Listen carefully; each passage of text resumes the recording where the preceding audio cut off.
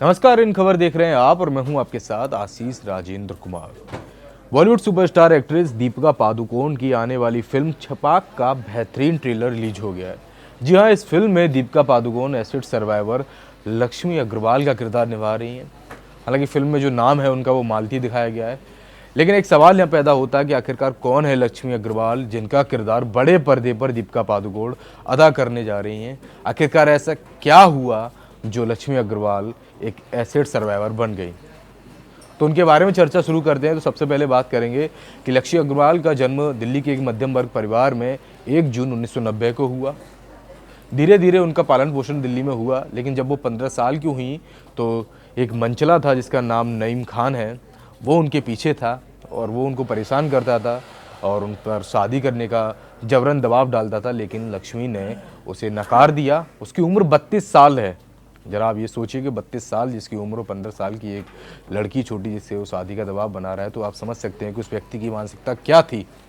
ऐसे में जब लक्ष्मी ने उसके प्रस्ताव को ठुकरा दिया और साफ तौर पे मना कर दिया कि मैं आपसे शादी नहीं करूंगी, आप मुझे परेशान ना करिए, तो उस मंचले ने अपनी सारी हदें पार कर दी। और एक दिन ऐसा आया जब साल 2005 में लक्ष्मी अग्रवाल खान मार्केट, दिल्ली का एक सबसे फेमस इलाका है, वहाँ एक किताब की दुकान की ओर जा रही थी, तभी उस मंचले ने उनके ऊपर तेजाब फेंक दिया, जिसकी बदौलत लक्ष्मी अग्रवाल की पूरी ज़िंदगी बदल गई और वो एक एसिड अटैक कह लीजिए पीड़िता बन गई और उनकी जीवन ऐसे अस्त व्यस्त हो गया जो भगवान न करे किसी और लड़की के साथ हो।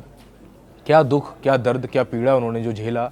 एक इंटरव्यू के दौरान उन्होंने साफ तौर पे कहा कि मुझे ऐसा लगा कि मेरे शरीर का एक अंग पूरी तरीके से ख़त्म हो गया है। मेरे सामने ही मेरे चेहरे की जो खाल थी तेजाब के पड़ने से वो छूट कर सामने आ रही थी, जिसे देखना मेरे लिए बहुत ही ज़्यादा भयानक एक कह लीजिए दृश्य था जिसको मैं बर्दाश्त नहीं कर पाई।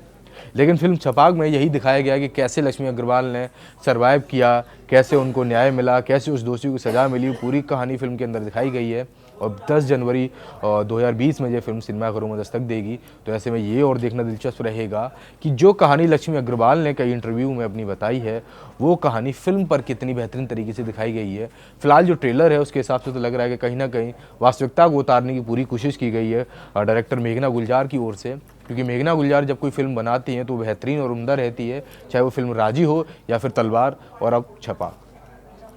तो ऐसे पूरा हादसा हुआ था एक कह लीजिए लक्ष्मी अग्रवाल के साथ में, जिसकी वजह से उनका जीवन अस्त व्यस्त हो गया। लेकिन सबसे अच्छी बात यह थी कि लक्ष्मी अग्रवाल ने हार नहीं मानी। कई सारी ऐसी महिलाएं होती हैं जो उनके साथ कोई दुर्घटना हो जाती है या कोई दरिंदा उनके साथ दरिंदगी कर देता है तो उसके बाद वो चुप हो जाती हैं और वो समाज में अपनी आवाज़ नहीं उठाती हैं। लेकिन लक्ष्मी अग्रवाल उनमें से एक नहीं थी और वो निकल के आईं और सबके सामने अपना कह लीजिए जोरों तोरों से अपनी आवाज़ रखी और अपने आप को न्याय दिलाने के लिए पूरी मेहनत की, जो कि फिल्म के ट्रेलर में साफ तौर पर दिखाई दे रहा है। लक्ष्मी अग्रवाल ने ये दिखाया और ये बताया है कि आखिरकार एसिड अटैक होता है उसके बाद भी कैसे लड़कियां अपने जीवन को जारी रख सकती हैं, कैसे अपने जीवन से खुशियां दोबारा वापस ला सकती हैं। उनसे सीखने के साथ साथ आज लक्ष्मी अग्रवाल एक बहुत बड़ा नाम बन चुकी हैं और साफ तौर पे वो एसिड अटैक जो पीड़िता हैं उनको ये बताती हैं और ये सिखाती हैं कि जीवन में कुछ मंचलों ने या कह लीजिए कुछ हैवानों ने मेरे साथ ये हैवानियत कर दी, लेकिन मैं हार नहीं मानूंगी। मेरा भी जीवन है, मुझे भी हक है खुश रहने का, मुझे भी पूरा हक है इस दुनिया में जीवित रहने का।